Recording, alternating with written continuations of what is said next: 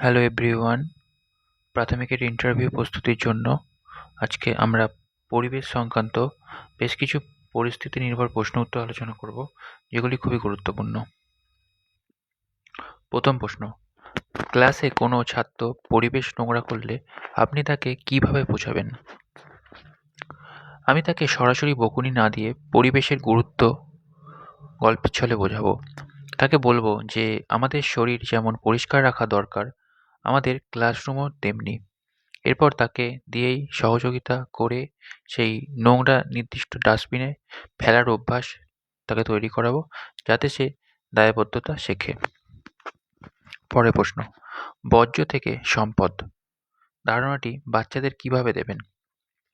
আমি ক্লাসে active learning পদ্ধতি ব্যবহার করব, যেমন ফেলে দেওয়া চকলেটের প্যাকেট দিয়ে কোলাজ তৈরি, পুরনো প্লাস্টিক বোতল দিয়ে টব বা পেন হোল্ডার বানানো। এতে তারা বুঝবে যে এসব ফেলে দেওয়া জিনিস আবর্জনা নয়, সৃজনশীলতার তা সম্পদে পরিণত হতে পারে। পরের প্রশ্ন: আপনার স্কুলের আশেপাশে প্রচুর প্লাস্টিক জমে থাকে, শিক্ষক হিসেবে আপনার পদক্ষেপ কী হবে? আমি শিক্ষার্থীদের নিয়ে একটি সচেতনতা র্যালি করব এবং স্কুল চত্বরে প্লাস্টিক মুক্ত অভিযান চালাবো। ছোট ছোট দলে ভাগ করে তাদের হাতে গ্লাভস দিয়ে প্লাস্টিক কুড়ানোর কাজ দেব। এতে তাদের মধ্যে শ্রমের মর্যাদা ও পরিবেশ সচেতনতা দুটোই বাড়বে।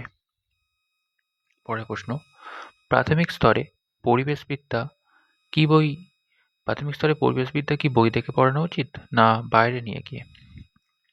পরিবেশ পাঠের শ্রেষ্ঠ মাধ্যম হলো প্রকৃতি, তাই বইয়ের তাত্ত্বিক আলোচনার চেয়ে বাইরে নিয়ে গিয়ে, অর্থাৎ গাছপালা, মাটি বা পুকুর সরাসরি দেখানো, এটা বেশি কার্যকর। এতে শিশুর ইন্দ্রিয় অভিজ্ঞতার মাধ্যমে শিখন স্থায়ী হবে। পরের প্রশ্ন: একটি শিশু যদি মিড ডে মিলের খাবার অপচয় করে, আপনি তখন কি করবেন? আমি তাকে বোঝাবো যে এই অন্ন আমাদের কৃষক ভাইদের অনেক পরিশ্রমের ফল এবং দেশে অনেক শিশু আছে যারা খাবার পায় না। অপচয় করা মানে অন্যের অধিকার কেড়ে নেওয়া। তাকে পরিমিত খাবার নিতে উৎসাহিত করব। পরের প্রশ্ন: সুন্দরবনের ম্যানগ্রোভ অরণ্য উপকূলকে কিভাবে রক্ষা করে, তা কিভাবে আপনি পাঠ দেবেন?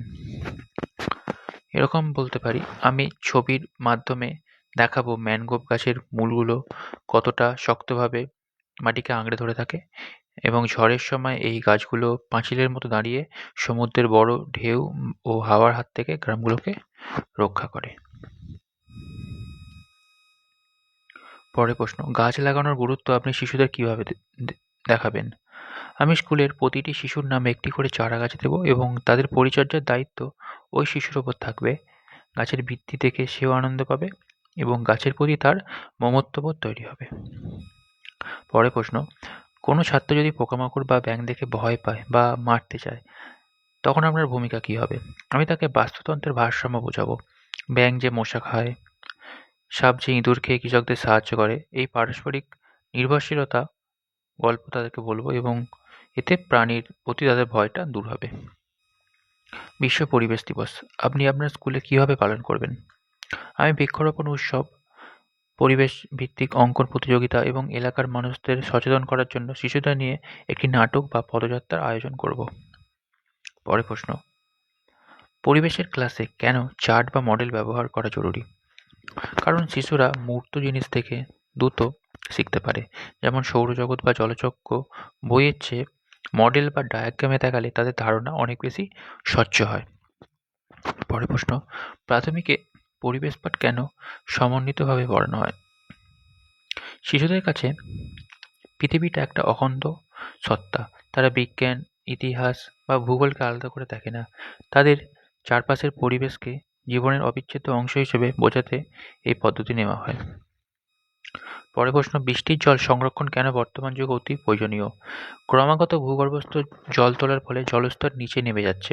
ভবিষ্যতে যাতে জলের হাহাকার না হয়, তাই বৃষ্টির জল ধরে রেখে গৃহস্থালির কাজ বা মাটির নিচে জল পাঠানোর মাধ্যমে জলস্তরকে রিচার্জ করা জরুরি।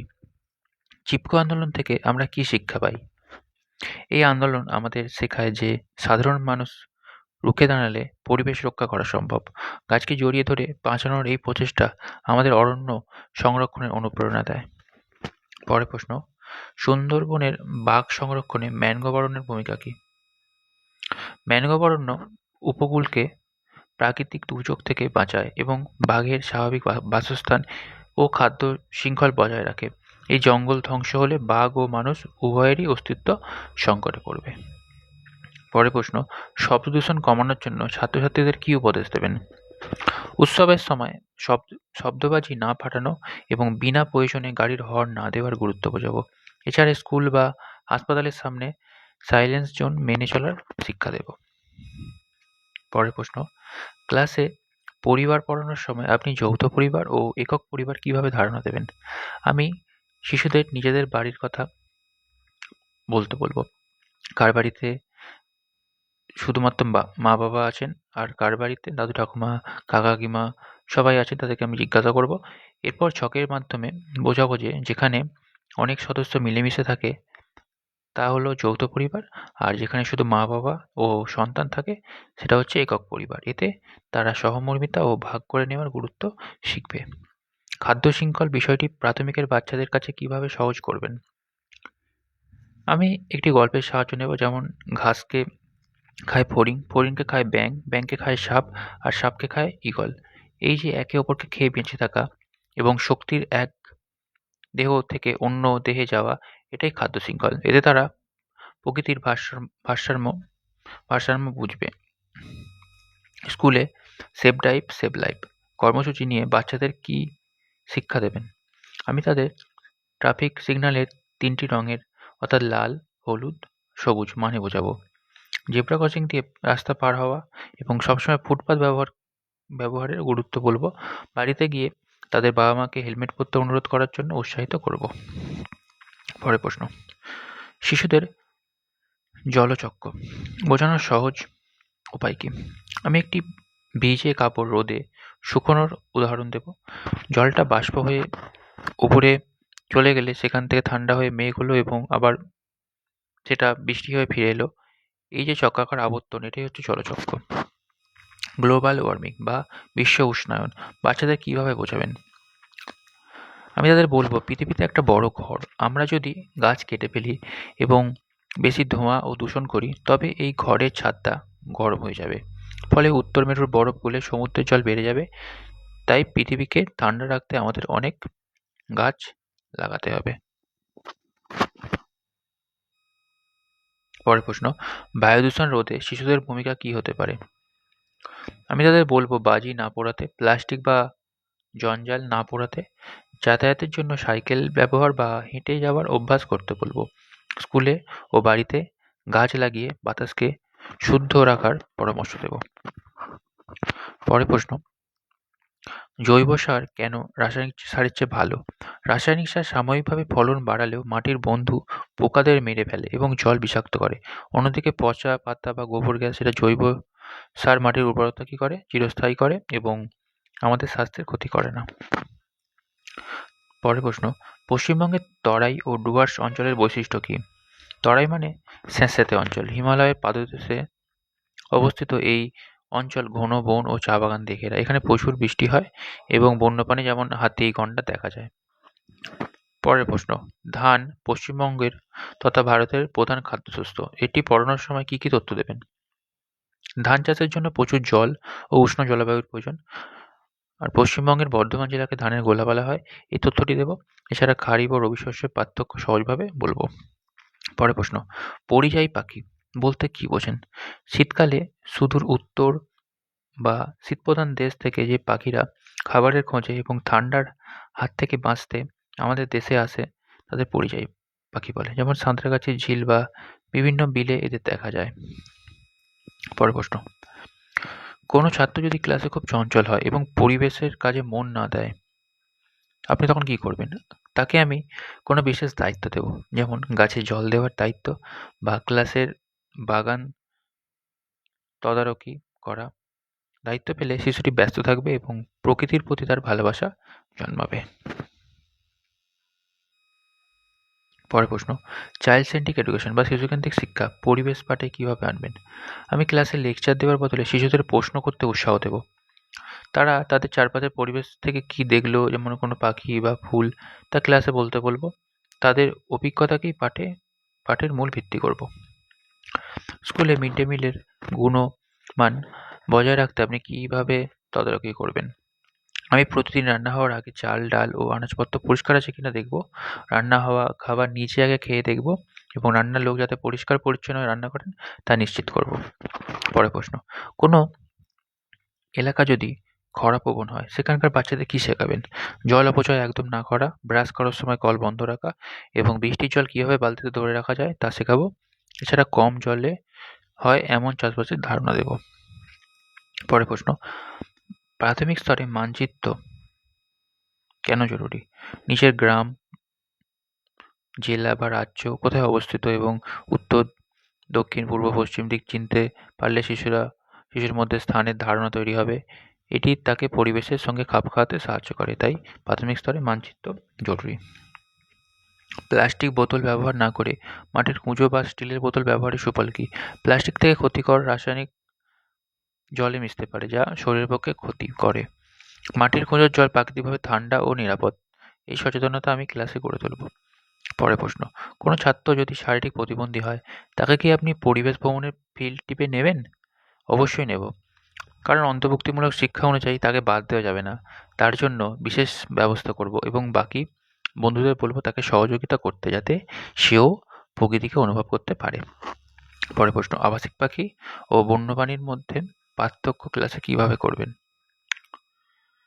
যারা আমাদের আশেপাশে থাকে যেমন চড়াই, শালিক, তারা আবাসিক। আর যারা গভীর বনে থাকে যেমন বাঘ, সিংহ, তারা হচ্ছে বন্যপ্রাণী।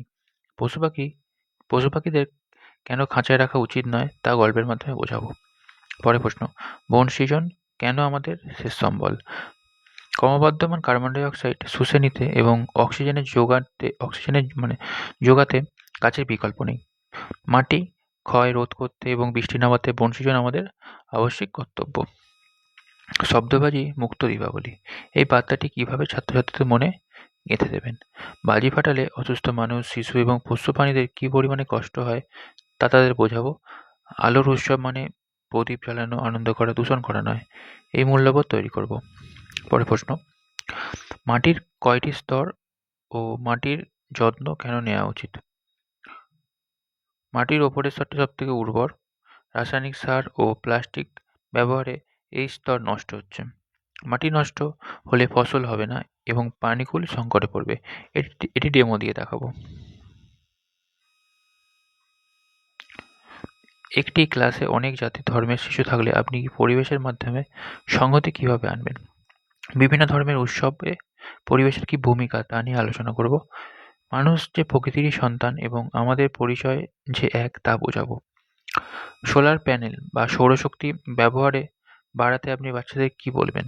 সূর্যের শক্তি অপরন্ত, কয়লা পুড়িয়ে বিদ্যুৎ করলে ধোঁয়া হয়, কিন্তু সৌরশক্তিতে কোনো দূষণ হয় না। ভবিষ্যতে জ্বালানি হিসেবে সৌরশক্তির গুরুত্ব শিশুদের সামনে তুলে ধরব।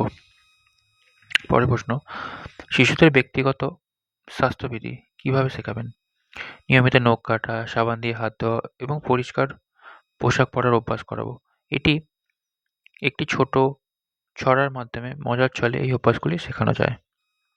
লাস্ট প্রশ্ন, কেন আপনাকে আমরা প্রাথমিক শিক্ষক হিসেবে বেছে নেব?